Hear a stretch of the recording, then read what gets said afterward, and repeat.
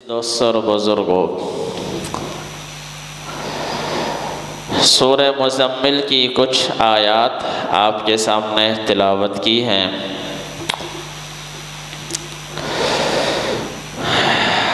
قرآن مجید کی ابتدائی صورتیں جو آپ صلی اللہ علیہ وسلم پر نازل ہوئیں، یہ صورت ان صورتوں میں سے ہے۔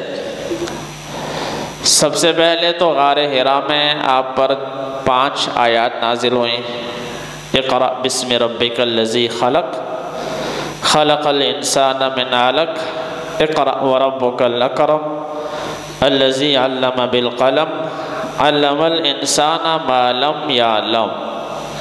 یہ 5 آیات غار حرا میں نازل ہوئیں۔ بخاری شریف کی پہلی روایت، اس میں تفصیل موجود ہے۔ آپ صلی اللہ علیہ وسلم گھبرائے، پریشان ہوئے، کیونکہ فرشتہ اچانک سامنے جو آیا، میرے اور آپ کے سامنے اچانک کوئی ایسا واقعہ رونما ہو جائے تو پریشان ہو جاتے ہیں۔ اچانک غار حرا میں جبریل علیہ السلام کا آنا اور آپ صلی اللہ علیہ وسلم کو اپنے سینے سے لگا کر دبانا، اور پھر یہ 5 آیات پڑھ کے حضور کے سامنے سنانا، حضور پریشان ہو گئے، گھبرا گئے۔ آپ کے بدن مبارک پر کپ کپی طاری ہو گئی۔ حضرت خدیجہ رضی اللہ تعالیٰ عنہ سے فرمایا گھبراہٹ میں کہ زملونی زملونی، اے خدیجہ مجھے چادر دو، چادر دو، جسم کانپ رہا ہے۔ پہلی وحی کے بعد کچھ عرصہ تک وحی نازل نہیں ہوئی۔ اب وہ کتنا عرصہ، یہ ایک علمی مسئلہ ہے۔ بعض علماء فرماتے ہیں 3 سال، بعض علماء مختلف اقوال ہیں۔ دوبارہ وحی نازل ہونے میں کچھ وقت لگا۔ دوسری وحی جو نازل ہوئی وہ سورہ مدثر ہے۔ یا ایھا المدثر قم فانذر، اس کی تشریح انشاءاللہ آپ کے سامنے عرض کروں گا بعد میں۔ تیسری جو سورت مبارکہ نازل ہوئی رسول اللہ صلی اللہ علیہ وسلم پر، وہ سورہ مزمل ہے۔ یا ایھا المزمل، اس سورہ مبارکہ میں اللہ تعالیٰ نے 2 مسائل بیان فرمائے، کیونکہ ان پیغمبر کی ذات انقلابی شخصیت ہوتی ہے۔ پیغمبر نے اپنی قوم میں انقلاب برپا کرنا ہوتا ہے۔ انقلاب کا مطلب کیا ہے؟ ظالموں کو قابو کرنا، مظلوموں کے لیے امید، ظالموں کے لیے ڈراؤنا خواب، یہ ہے انقلاب۔ باقی لوگ اپنے جیسے زندگی گزار رہے ہیں اسی طرح زندگی گزرتی ہے۔ صرف جو لوگ ظلم کرتے ہیں، زیادتی کرتے ہیں، ایک انقلابی شخصیت ظالموں کو کیفر کردار تک پہنچاتی ہے، مظلوموں کو سہارا دیتی ہے، یہ ہے انقلاب۔ اور یہ چونکہ بہت مشکل ہے، اس لیے کہ عام طور پر ظالم ظلم وہی کرتا ہے جس کی پاور ہو۔ جو پہلے ہی بیچارہ کمزور ہے، اس نے کیا کسی پہ زیادتی کرنی۔ ہمیشہ سے یہ سلسلہ چلا رہا ہے کہ ظالم ظلم وہی کرتا ہے جس کے پاس ریاست ہو، سلطنت ہو، اس کے پاس لشکر ہو، فوج ہو، ادارے ہوں، وہی ظلم کرتا ہے۔ میں نے کیا ظلم کرنا آپ کے پاس، یا آپ نے مجھ پہ کیا ظلم کرنا۔ ظالم ہمیشہ صاحب اقتدار ہوتا ہے، تو صاحب اقتدار سے ٹکر لینا کوئی آسان کام تو نہیں۔ ایک نبی اس سے ٹکر لیتا ہے،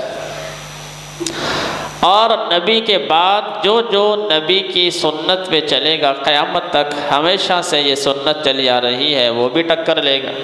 اب چونکہ ظالم پاورفل ہوتا ہے، طاقتور ہوتا ہے، ظالم کے پاس اختیار ہوتا ہے تو لہٰذا وہ پھر پریشانیاں کھڑی کرتا ہے، مصیبتیں کھڑی کرتا ہے، اس کی جان کا دشمن بن جاتا ہے، اس کو قید میں ڈال، ہر طرح کا حربہ استعمال کرتا ہے۔ پہلا حربہ تو استعمال یہ کرتا ہے پروپیگنڈا، انقلابی شخصیت کے ماضی کو، حال کو داغدار کرتا ہے، لوگوں کے سامنے اسے گندہ کرنے کی کوشش کرتا ہے ظالم، کیونکہ اس کے پاس وسائل ہوتے ہیں، اس کے پاس افراد ہوتے ہیں جو پروپیگنڈا کر سکیں، ادارے ہوتے ہیں، وہ اس انقلابی شخصیت کے کردار کو داغدار کرنے کی کوشش کرتا ہے، کبھی اس کو دیوانہ، کبھی مجنوں، کبھی پاگل، کبھی خود غرض، کبھی لالچی۔ قرآن مجید سارا بھرا پڑا ہے۔ رسول اللہ صلی اللہ علیہ وسلم کے ساتھ بھی یہی معاملات پیش آئے، آپ سے پہلے جو نبی تھے ان کے ساتھ بھی یہ معاملات پیش آئے۔ آپ صلی اللہ علیہ وسلم کو بھی مجنوں، شاعر، دیوانہ، ساحر، کاہن، کون کون سے القابات دے کر حضور کو بدنام کرنے کی کوشش کی گئی، لیکن ناکام رہے، کیونکہ یہ الزام ہے۔ دیکھنے والے سمجھتے ہیں، اب کوئی باہر میرے بارے میں ہوا اڑاتے کہ مولوی پاگل ہے، لیکن آپ یہاں پہ میری باتیں سن رہے ہیں، جتنے بھی یہاں افراد بیٹھے ہیں، میں آپ کے سامنے قرآن بیان کر رہا ہوں، اچھی اچھی باتیں کر رہا ہوں، تو یقیناً آپ لوگ سمجھ جائیں گے کہ یہ بندہ پاگل نہیں۔ تو ظاہر بات، جب نبی صلی اللہ علیہ وسلم کے بارے میں یہ پروپیگنڈے ہوئے اور ادھر اللہ کے نبی جو باتیں کرتے ہیں، الحمدللہ آپ کی زبان پر جو مٹھاس تھی، آپ کی زبان مبارک میں جو تاثیر تھی، قرآن مجید پڑھ پڑھ کے سنانا لوگوں کو اچھی باتیں، تو جو لوگ حضور کے پاس بیٹھتے تھے وہ کہتے تھے یہ شخص پاگل ہو سکتا ہے؟ نہیں ہو سکتا۔ ساری کوششیں جب ناکام ہو جاتی ہیں تو پھر دوسرا حربہ ظالم استعمال کرتا ہے، قید میں ڈال دیتا ہے، جیل میں ڈال دیتا ہے، اور اگر اس سے بھی کام نہ بنے تو پھر قتل کے درپے ہو جاتا ہے۔ یہ ساری چیزیں ایک انقلابی شخصیت کو درپیش ہوتی ہیں۔ اللہ تعالیٰ نے سورہ مزمل میں دو چیزیں بیان فرمائیں۔ پہلی چیز، انقلابی شخصیت نے کیا کیا کام کرنے، اور دوسری ظالموں کا انجام۔ اس صورت میں اللہ تعالیٰ نے پہلی چیز، چونکہ حضور پہ قرآن اترا، آپ صلی اللہ علیہ وسلم کو اللہ تعالیٰ نے تعلیمات دی ہیں کہ اے میرے حبیب صلی اللہ علیہ وسلم، آپ نے کون سے اعمال اختیار کرنے کہ آپ ان ظالموں کے ظلم سے بچے رہیں اور آپ کو قدم بقدم کامیابی ملتی رہے، لوگ آپ کے ساتھ جڑتے جائیں۔ ان کو کرنے دو جو کرنا ہے، آپ نے کیا کرنا ہے۔ اور دوسرا مسئلہ اس صورت میں ظالموں کا بدترین انجام اللہ تعالیٰ نے بیان فرمایا، کیونکہ قرآن زندہ کتاب ہے۔ آپ یہ نہ سمجھیں کہ قرآن مجید 1400 سال پہلے کی کتاب ہے، یہ اس زمانے کی چیزیں بیان کر رہا ہے، اب وہ حالات نہیں، حالات ابھی بھی وہی ہیں۔ فرعون مرا ہے لیکن فرعونیت ابھی بھی زندہ ہے۔ ابو جہل مر گیا لیکن اس کی جو جہلیت ہے وہ ابھی بھی برقرار، آج بھی ابو جہل کا کردار زندہ ہے، آج بھی فرعون کا کردار زندہ ہے، آج بھی نمرود کا کردار زندہ ہے، لیکن اللہ کی شان ہے لِكُلِّ فِرْعَوْنٍ مُوسَىٰ، ہر فرعون کے مقابلے میں اللہ موسیٰ علیہ السلام کو بھیجتا ہے۔ آج اگر فرعون ہے تو انشاءاللہ موسیٰ بھی ہے، آج اگر ابو جہل ہے تو الحمدللہ محمد مصطفیٰ صلی اللہ علیہ وسلم کا کردار بھی زندہ ہے۔ تو قرآن ان کے لیے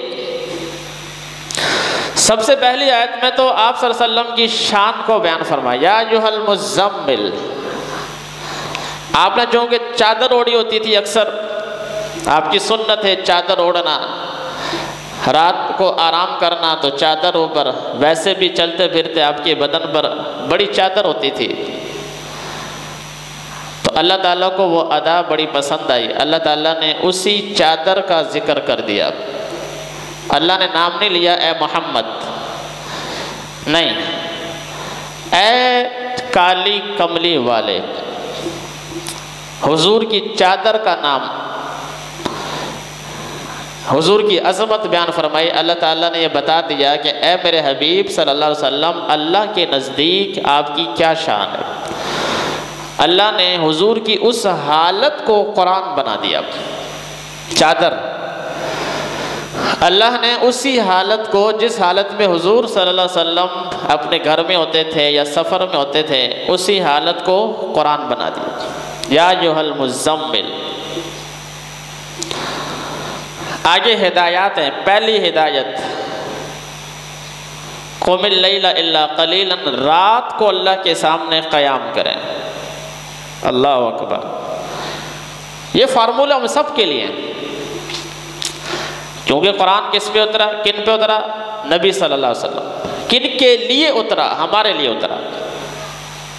اتبعوا ما انزل الیکم، لوگوں پیروی کرو اس قرآن کی جو تمہاری طرف نازل کیا گیا، علی محمد صلی اللہ علیہ وسلم، محمد صلی اللہ علیہ وسلم پر۔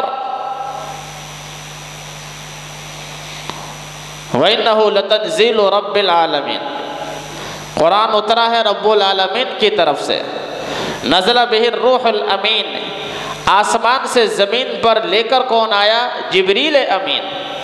علی قلبک، محمد مصطفیٰ صلی اللہ علیہ وسلم کے دل پر، لتکون من المنذرین، تاکہ لوگ اس قرآن کو سمجھیں۔ قرآن ہمارے لیے ہے، حضور پر نازل ہوا ہمارے لیے۔ وَاتَّبِعُوا أَحْسَنَ مَا أُنزِلَ إِلَيْكُم مِّن رَّبِّكُم مِّن قَبْلِ أَن يَأْتِيَكُمُ الْعَذَابُ بَغْتَةً، لوگوں اچانک آنے والی پکڑ سے پہلے پہلے، اچانک۔